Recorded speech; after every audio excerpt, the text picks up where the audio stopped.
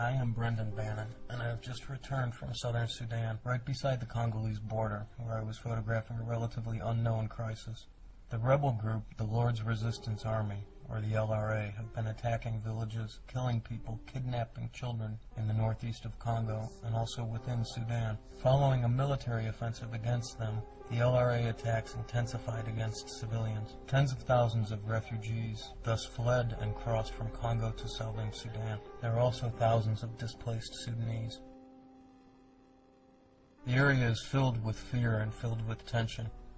Most of the people that I saw who had sought refuge had a real look of trauma on their faces, and in their eyes and in the way that they held themselves. You could just see it.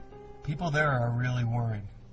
When you're on the road, you see people traveling by foot or by motorcycle with spears in their hands or bows and arrows on their backs. And this isn't common, this is exceptional. And it's happening this way because people are scared of when the next attack will hit. Throughout the area, towns and villages are constantly being attacked by rebels. And these incredible, brutal attacks don't make the news. They should, because what's happening there is a catastrophe for these people. There are scores of people who have been kidnapped. There are families that have been completely ripped apart. Family members abducted and enslaved. In the small villages surrounding Yambio, there were always reports of attacks. Every day I would hear that people had been captured the day before. I also heard first-hand reports of people being killed. There seemed to always be refugees arriving from Congo. Around Yambio, MSF is supporting the communities with mobile health clinics. They're also providing medicine and other support for local health structures in South Sudan. Wherever there are large gatherings of people like this, there's always the danger that diseases can break out.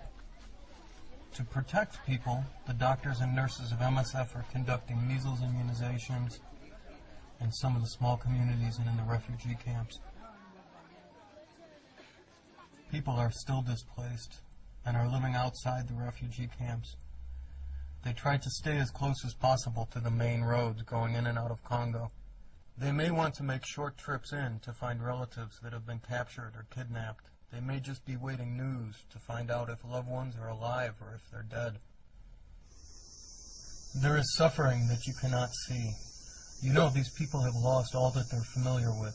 They've lost the footpaths, the smell of morning, the knowledge of where to collect firewood, the streams or the boreholes where they would go to collect water in the evening and see their friends and talk about the day's news. They don't have those simple things anymore. In some places, they have been given land. You see people farming every day, even in the refugee camps, but there is a race against time. It is now the rainy season, which also means it is the planting season. So with all those families chased away from their farms, they face the risk months from now of not having enough food to eat.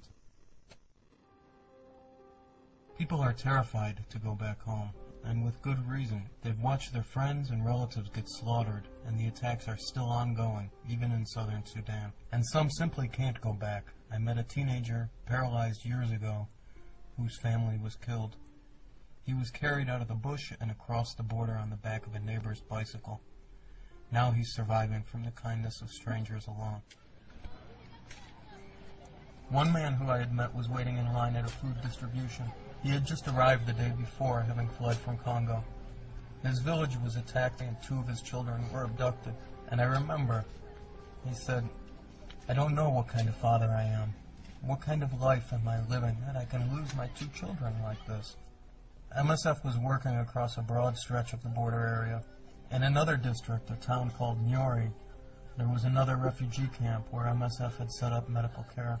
They organized a group of refugees who had worked as nurses. They served as health promoters. They spent days walking around, talking to people about health, listening to people's stories about what they'd been through, and often just offering a compassionate ear. Every day the clinic was full.